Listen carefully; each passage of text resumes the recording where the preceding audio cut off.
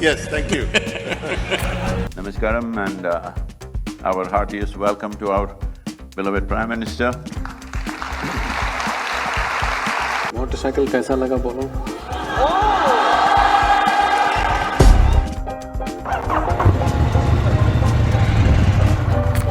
Namaskaram, Sadhguruji, and always a pleasure to have you on. These are two things right now in the world which is taking almost 95% of human energy, money and sex. सद्गुरु एक ऐसा नाम है जो कि अपने spiritual, yoga और जीवन जीने के तरीके सिखाने के लिए मशहूर है। लेकिन इन सब से अलग आज हम उस चीज़ के बारे में बात करेंगे जिसके बारे में बहुत से लोग नहीं जानते हैं कि सद्गुरु किस तरह पैसे कमाते हैं, जिससे आज हर रोज़ सोशल मीडिया पर लाखों रुपए खर्च करके अपनी पॉपुलैरिटी बढ़ा पा रहे हैं और लग्जरियस लाइफस्टाइल अफोर्ड कर पा रहे हैं। इस वीडियो में हम सद्गुरु का बिजनेस मॉडल क्या है उस पर डिटेल में बात करेंगे, लेकिन यहाँ पर यह बताना ज़रूरी है कि सद्गुरु जो सिखाते हैं वो साइंस के हिसाब से सही है या नहीं, या आप उनकी बातों से इत्तेफाक रखते हैं या नहीं, इस पर हम कोई बात नहीं करेंगे। तो माफ़ी के साथ सिर्फ और सिर्फ सद्गुरु के बिजनेस को लेकर बात होगी ताकि हम ये समझ पाएंगे कि इतना बड़ा एम्पायर आखिर सद्गुरु ने कैसे खड़ा किया। जगदीश वासुदेव, जिन्हें हम सद्गुरु के नाम से जानते हैं, एक बहुत ही साधारण परिवार से आते हैं जिसमें उनके फादर आंखों के डॉक्टर थे और मदर एक होम मेकर थी। सद्गुरु ने इंग्लिश में ग्रेजुएशन किया और घर वाले चाहते थे कि वो पढ़ाई को जारी रखे, लेकिन उन्होंने बिजनेस शुरू करने की सोची। सद्गुरु का पहला बिजनेस था मैसूर में पोल्ट्री फार्म। अब चूंकि पोल्ट्री के काम को ज़्यादा अच्छा नहीं समझा जाता तो सद्गुरु के पेरेंट्स ने कहा कि वो कोई और काम करे। अब सद्गुरु ने बिल्डेज नाम की कंस्ट्रक्शन कंपनी के साथ काम करना शुरू किया।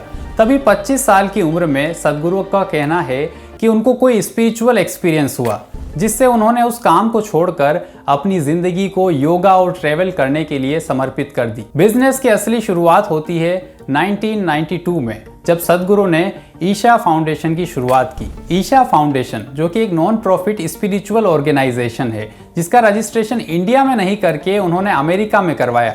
ईशा फाउंडेशन का रेवेन्यू देखें तो 2019 में 56 करोड़ रुपए था, जो 2020 में बढ़कर 120 करोड़ रुपए हो गया। अब इस पैसे में सबसे ज़्यादा उनके इवेंट से आता है, जिसमें उनके नाम से दुनिया भर में इवेंट्स किए जाते हैं। दूसरा जरिया है ईशा फाउंडेशन के सेंटर्स में जाकर लोग योगा सेशंस अटेंड करते हैं उनसे। तीसरा उनके ऑनलाइन और ऑफलाइन स्टोर से। चौथा रियल एस्टेट और ऑर्गेनिक फूड से। पांचवा डोनेशन से। इसमें 3 तरीके तो ऐसे हैं जिसमें बहुत कम खर्च से उनको बड़ा प्रॉफिट मिल रहा है। अब चूंकि ईशा फाउंडेशन के पीछे सद्गुरु की पर्सनल ब्रांड भी है तो बहुत से काम बिल्कुल कम खर्च पर हो जाते हैं।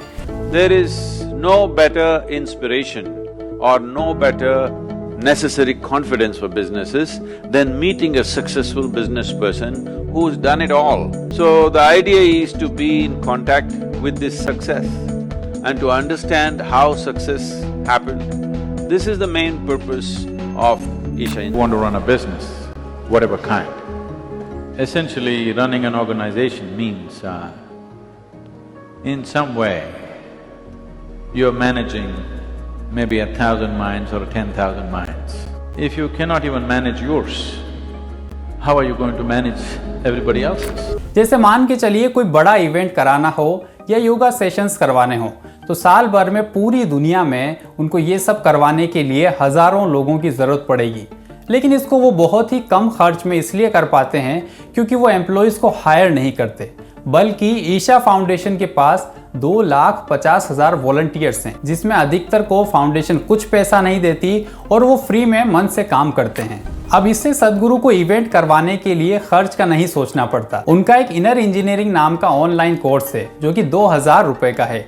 जिनको वो कोर्स अच्छा लगता है उनके लिए 20,000 रुपए में ये कोर्स ऑफलाइन सेंटर में भी मिल जाता है। अब कुछ लोग जो इससे ज़्यादा अफोर्ड कर सकते हैं वो इनका एडवांस कोर्स लेते हैं जो कि है भावा स्पंदना।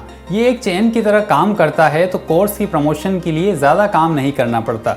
एक तो सद्गुरु की रेपुटेशन और लोगों के रिव्यूज़। बहुत से लोग इनर इंजीनियरिंग कोर्स के अपने एक्सपीरियंसेस वीडियोस बनाकर यूट्यूब पर शेयर करते हैं। इसमें अधिकतर लोगों का कहना है कि वहाँ जो मेडिटेशन और चैंटिंग्स करवाई जाती हैं उससे उनके जीवन में पॉजिटिव चेंजेस आए हैं। साइकोलॉजिकली भी इस चीज़ को समझें तो अगर 40 दिन तक एक रूटीन फॉलो करना जिसमें आपको अलग तरह की ज़िंदगी जीने को मिलती है, जो कि ऑफिस की भागदौड़, बॉस की टेंशन से फ्री है, तो कौन नहीं चाहेगा कि उनको एक शांति और सुकून का एहसास हो, जिसमें सबसे पॉपुलर है spiritual experience.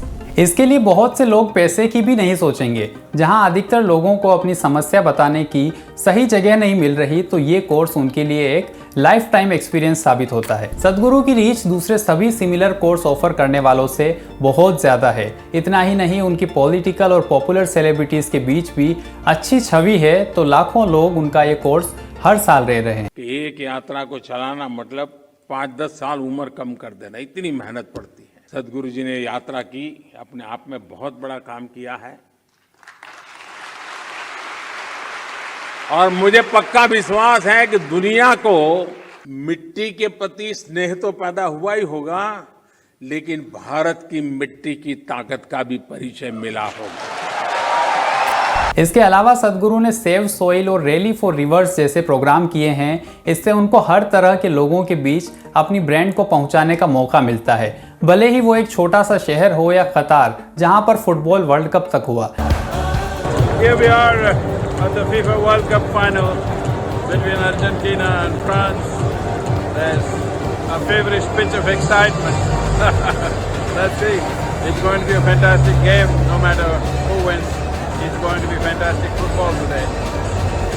Sometimes I'll see that only this team is going to win, but I will not see it, I'll push it aside and still enjoy the game. Still go through a little bit of ha-ho. Because with life I don't have that. I know the beginning of the game, the middle of the game, the end of the game. No ha-ho in life.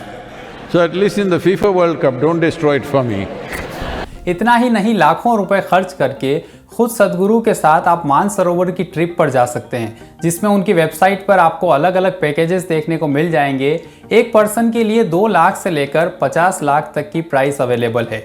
उनके Mahashivratri event में शामिल होने के लिए 50,000 से लाखों रुपए तक की टिकट प्राइस लगती है। तो किसी न किसी तरह लोग उनके प्रोडक्ट्स को खरीद रहे हैं। ईशा फाउंडेशन के लिए एक और प्रॉफिट की बात यह है कि वो नॉन प्रॉफिट ऑर्गेनाइजेशन है, तो कई जगहों पर उनको टैक्स तक नहीं देना पड़ता। इस तरह सद्गुरु की खुद की नेटवर्थ अभी 120 करोड़ रुपए के आसपास बताई जाती है। सद्गुरु ने कई मौकों पर कहा है कि कोई चीज़ बिजनेस से अलग नहीं है, भले ही वो पॉलिटिक्स हो, एजुकेशन हो या फिर योगा और स्पिरिचुअलिटी हो। बिजनेस करने में उनको कोई बुराई नहीं नजर आती, क्योंकि बिजनेस से ही फाउंडेशन को चलाना आसान हुआ है। तो इस तरह वो एक सफल बिजनेसमैन भी हैं। आपको सद्गुरु की बिजनेस स्ट्रेटेजी कैसी लगती है? साथ ही आप किसके बिजनेस के बारे में ज़्यादा जानकारी चाहते हैं? हमें कमेंट बॉक्स में ज़रूर लिखिए। साथ ही हमारे चैनल को सब्सक्राइब कर लीजिए।